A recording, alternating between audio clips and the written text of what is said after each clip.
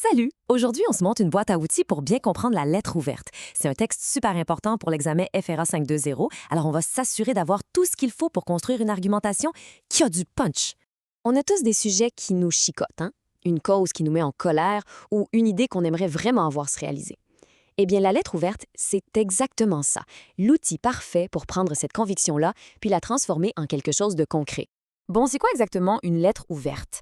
En gros, c'est un texte argumentatif, donc le but, c'est de convaincre. Mais sa particularité, c'est qu'elle a comme une double mission. Elle s'adresse à quelqu'un qui a du pouvoir, mais en même temps, elle est lue par tout le monde dans le journal, par exemple. Parfait, sortons notre premier outil de la boîte. Imaginez un mégaphone. C'est la meilleure image pour comprendre la caractéristique la plus spéciale de la lettre ouverte, le fait de parler à deux publics en même temps. OK, d'un côté, on a le destinataire numéro 1, le officiel si on veut. C'est la personne qui a le pouvoir de faire bouger les choses, comme un maire ou un ministre. Et de l'autre côté, c'est le grand public, tous les gens qui lisent la lettre et qui pourraient embarquer dans notre cause. C'est ça, la double cible. C'est exactement ça le truc. On écrit officiellement à une seule personne, mais dans le fond, on veut que le message se propage bien plus loin. C'est une stratégie, en fait, pour mettre un peu de pression puis aller chercher l'appui du public. On passe maintenant à l'outil le plus important du coffre, le plan. Parce que, vous savez, la passion, c'est une bonne chose. Mais pour vraiment convaincre, ça prend une structure solide, une argumentation qui se tient. Puis ça, là, c'est un point crucial. Juste dire « moi, je pense que » ou « je suis contre », ça suffit pas. Vraiment pas. Pour que le texte soit pris au sérieux, puis surtout pour l'examen, il faut aller beaucoup plus loin que la simple opinion. Et voici votre plan de match. Cet organisateur graphique, c'est un peu comme la fondation de votre lettre. Ça nous guide pour s'assurer que chaque idée est à la bonne place et que tout ça, c'est logique et convaincant.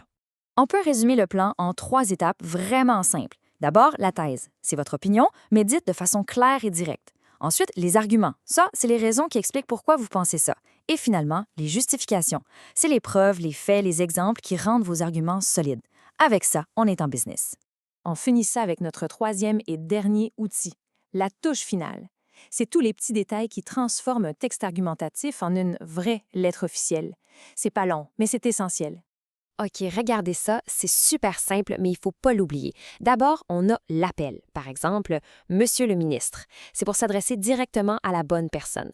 Ensuite, à la toute fin, la formule de salutation pour conclure poliment. Et bien sûr, on signe.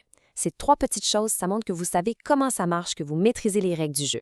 En fin de compte, il faut vraiment voir la lettre ouverte comme plus qu'un simple devoir. C'est un outil démocratique. C'est une vraie tribune publique qu'on nous offre pour faire entendre notre voix.